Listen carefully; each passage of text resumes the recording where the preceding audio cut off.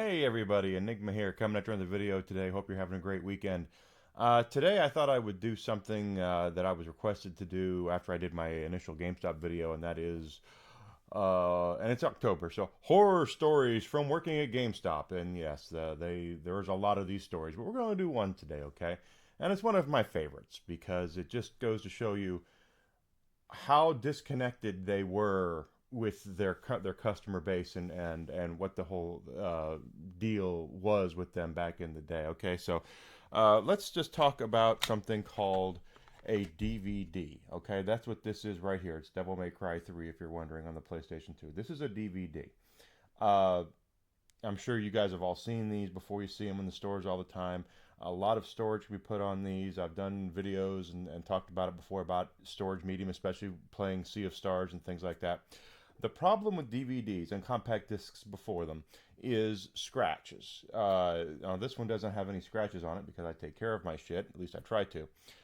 Uh, and if they get a scratch on them, you have to get them rebuffed, and hopefully it didn't get into the data layers. You see, there's a I know you can't see it, but there's a thin piece of plastic that separates the data layers on the disc from the actual DVD itself. And when the laser reads what's on the inside of those data layers, it actually kind of goes through the little thin plastic deal there. The problem is that the thin plastic layer is so thin on these discs that if they get scratched, it can go right down to the data layer. And if that happens, that's where you get skipping, that's where you get freezing, that's where you get all that good stuff. So um, I know there's a lot of places you can go to. I have a local place around here called Disc Replay, where if you have any discs like this, you can take them in, and they have one of those industrial buffers to buff the scratches out of your discs. I probably need to do that with some of my PlayStation 1 stuff, to be honest with you, just simply because that was a different time period. I let people borrow my shit, and I do have stuff that needs to be rebuffed. But anyway, uh, anytime you would trade in a game to GameStop that had scratches on this, we would actually send them off to be refurbished and all that good stuff. But for the most part, most discs come back looking like that, looking just fine. You can see my ring light. Look at that. Uh, on top of all that, GameStop had something that they called, and we got this from they got this when they bought Electronics Boutique, something called a GPG, or a gameplay guarantee, and that is for $1, $2, or $3, depending on the price of what you're buying. You could get a extended warranty on your game. So if because a lot of games, for instance, let's just say Final Fantasy, right? Final Fantasy games tend to be 40, 50, 60 hours. If you takes you a while to get through a game, and then all of a sudden you get to the end and there's a scratch on the disc that freezes or whatever, you're kind of screwed after like 30 days. I think their extended their policy was for returns and exchanges. With the gameplay guarantee, you could go to 90, I think it was.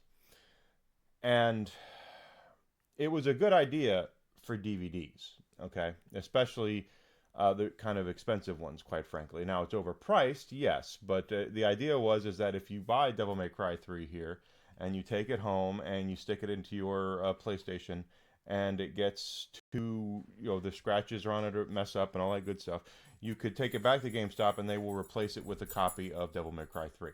That's how the gameplay guarantee works, right? That being said, there has been a lot of advancements when it comes to physical media. This is a Blu-ray, okay? Now it looks very similar to a DVD, but it's much more mirror. It's much more of a mirror. Okay, you can tell, like you can see. There's my desktop. You can actually see it. It's very much more of a mirror. There's whiskey. You can see whiskey in the in the window. He just came out of Desi's room there. The difference here is that there is a layer. There's a thin layer of plastic that's actually much more durable than the ones on DVDs, making them scratch resistant, okay? And I know this because when I bought my Blu-ray player, the PlayStation 3 initially, I was buying movies for it. And so here's Underworld Evolution, one of the first movies I bought for research on Blu-rays, for research, why I bought this. And when you bought it, of course, here's the disc, right? And then there's, again, it's a mirror. It's a complete mirror. That comes with this handy-dandy little thing. Experience the evolution of Blu-ray disc, right? So you open it up and it gives you what you're getting experience with Blu-ray. Well, let's look at what it says right here. Advanced durability. New special hard coat technology resists smudges and scratches that cause skipping, pixelated images, or picture freezing. And if you look at a good enough at the right angle, you can actually see it. We're not going to be able to see it on video here, but check out your Blu-ray discs. You can actually see it if you look at it in the right angle. That there's that layer right there, right?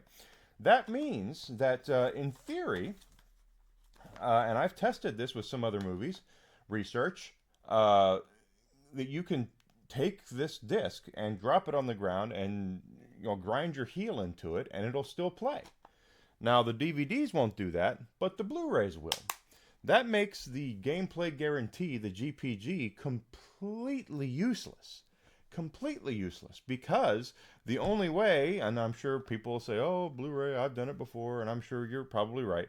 The only way to scratch one of these bad boys is to really harm it is to puncture the disc, to put a nail through it, or to crack it in half, or something like that, which is not covered by the gameplay guarantee. And it's just, and not to mention also, when the Xbox 360 was out, and I'm sure people know about the circle scratches on the Xbox 360, basically the housing of the Blu-ray, of the DVD laser was so close to the disc that if you jostled the system, the console, while it was spinning the disc, the housing of the laser would dig into the disc and create a perfect circle. You could actually see it like I'm just going to use this is Borderlands 3 here. It would be a perfect circle around there, which I would always tell kids when they would bring those into me, which weren't covered by our warranties, but I still replaced them anyway because I was a good customer service person. You couldn't do that on purpose if you tried, just simply because of how perfect the circle was. It was an absolute perfect circle.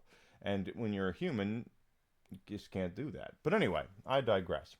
I got a call for, I'm going to say it was a Batman game. Pretty sure it was a Batman game. I don't remember which one it was. Maybe it was Uncharted.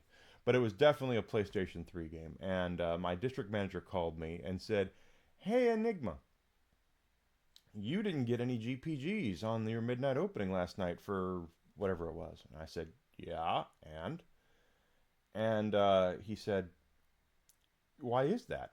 And I said, because they're Blu-rays? And he goes, well, what's that got to do with the price of tea in China? And I said, you really don't know this? And he's like, no, I don't. And I said, Blu-rays have a special coating on the bottom of them that prevents scratches from actually digging into the data layers of the disc. A GPG is just a waste of money. It would be a ripoff to my customers.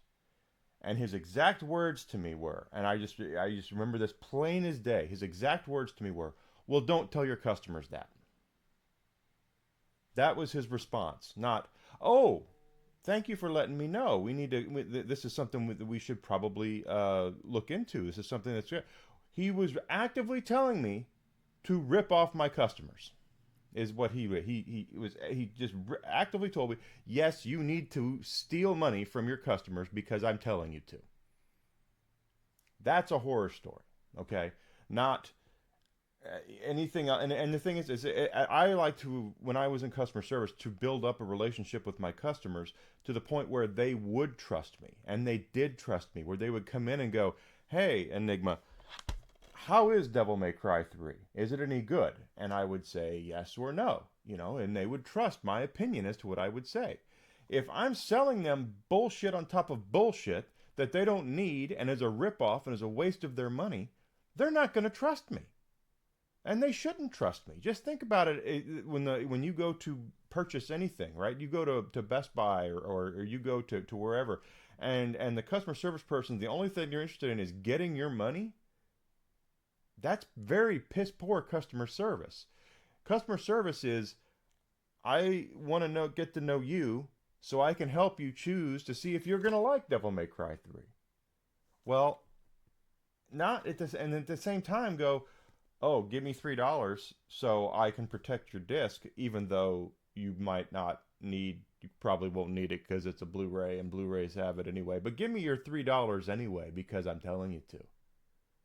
It's the worst kind of customer service, absolutely. So if you're looking for a microcosm as to why GameStop is in the bullshit state that they're in right now, Your Honor, I would like to submit for that just on the record right there. That right there is when your district managers are going around telling the field staff to actively rip off, knowingly rip off their customer base. You have a serious problem.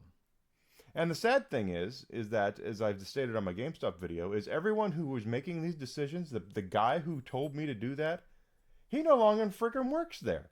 They all left because they saw that they had set the ship on fire, and the rats are the first ones off the ship. And that's what they did. They looked at it and said, well, we've burned this to the ground. Let's get the hell out of here. Pretty sure the guy that told me that now owns or runs his own farmer's insurance thing. He sent me a friend request on Facebook, and I accepted it, even though I was like, okay, fine. I haven't talked to you in a decade. What's going to happen here? And so I accepted his request, and the very next thing that I got was an alert that he was inviting me to his farmers Facebook group for farmers insurance. And I'm like, yeah, okay. You just sit on it and spin, brother. It ain't gonna happen.